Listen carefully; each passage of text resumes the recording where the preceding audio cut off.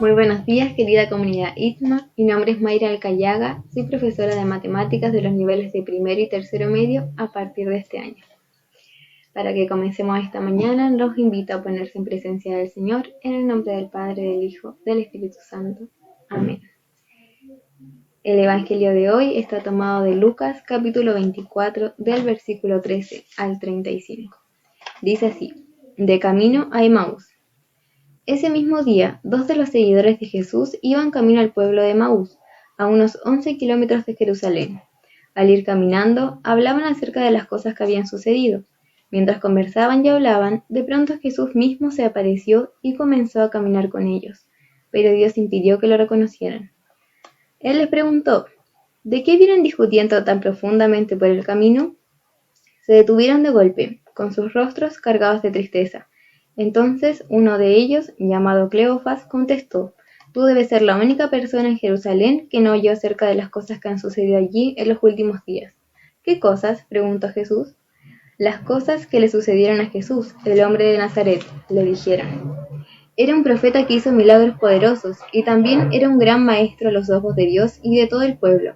Sin embargo, los principales sacerdotes y otros líderes religiosos lo entregaron para que fuera condenado a muerte y lo crucificaron. Nosotros teníamos la esperanza de que fuera el Mesías que había venido para rescatar a Israel. Todo esto sucedió hace 3 días. No obstante, algunas mujeres de nuestro grupo de seguidores fueron a su tumba esta mañana temprano y regresaron con noticias increíbles. Dijeron que el cuerpo había desaparecido y que habían visto ángeles, quienes les dijeron que Jesús está vivo. Algunos de nuestros hombres corrieron para averiguarlo, y efectivamente el cuerpo no estaba, tal como las mujeres habían dicho. Entonces Jesús les dijo: ¡qué necios son! Les cuesta tanto creer todo lo que los profetas escribieron en las Escrituras. ¿Acaso no profetizaron claramente que el Mesías tendría que sufrir todas esas cosas antes de entrar en su gloria? Entonces Jesús los guió por los escritos de Moisés y de todos los profetas, explicándoles lo que las Escrituras decían acerca de él mismo. Para entonces ya estaban cerca de Emaús y del final del viaje. Jesús hizo como que iba a seguir adelante, pero ellos le suplicaron: quédate con nosotros esta noche, ya que se está haciendo tarde. Entonces los acompañó a casa. Al sentarse a comer, tomó el pan y lo bendijo, luego lo partió y se lo dio a ellos. De pronto se les abrieron los ojos y lo reconocieron, y en ese instante Jesús desapareció. Entonces se dijeron el uno al otro: ¿no ardía nuestro corazón cuando nos hablaba en el camino y nos explicaba las Escrituras? En menos de 1 hora estaban de regreso a Jerusalén. Allí encontraron a los 11 discípulos y a los otros que se habían reunido con ellos, quienes decían: el Señor ha resucitado de verdad, se le apareció a Pedro. Luego los 2 de Emaús les contaron cómo Jesús se les había aparecido mientras iban por el camino y cómo lo habían reconocido cuando partió el pan.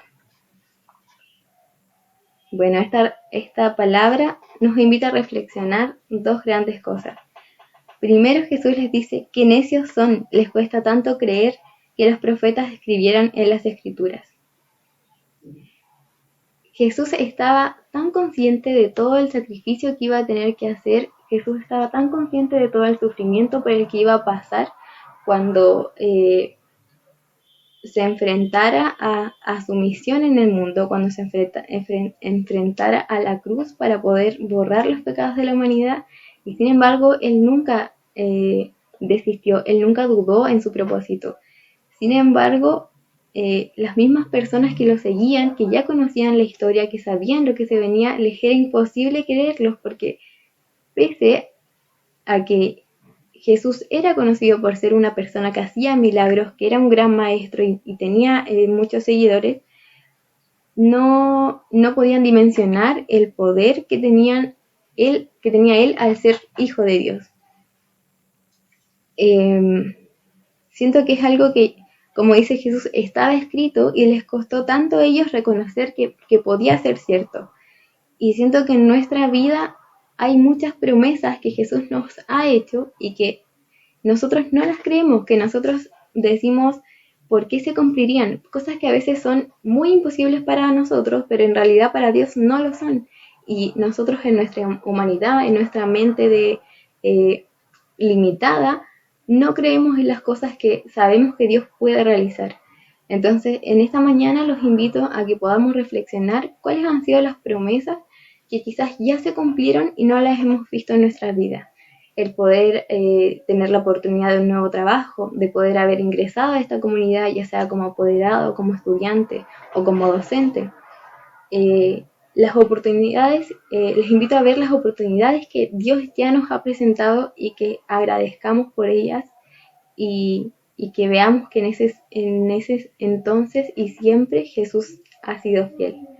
Y también los invito a reflexionar sobre cuáles son las promesas que aún no se cumplen, cuáles son las promesas por las que estamos esperando y que los invito a ser pacientes y a tener la esperanza, que es nuestro aguinaldo de este año, no perder la esperanza por las promesas que aún no se cumplen.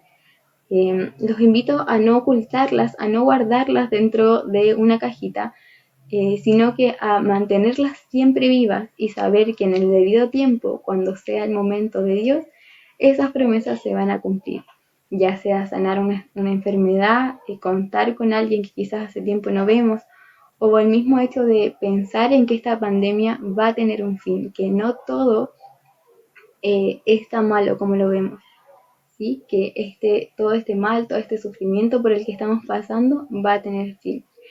Y recordar siempre que en ese caminar, así como iban estas dos personas, estos dos seguidores de Jesús, no van solos.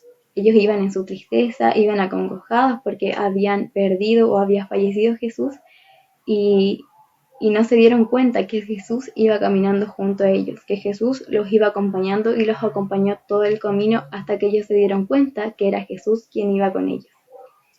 Así que esa es la invitación para esta mañana. Dicho esto, vamos a rezar el Padre Nuestro.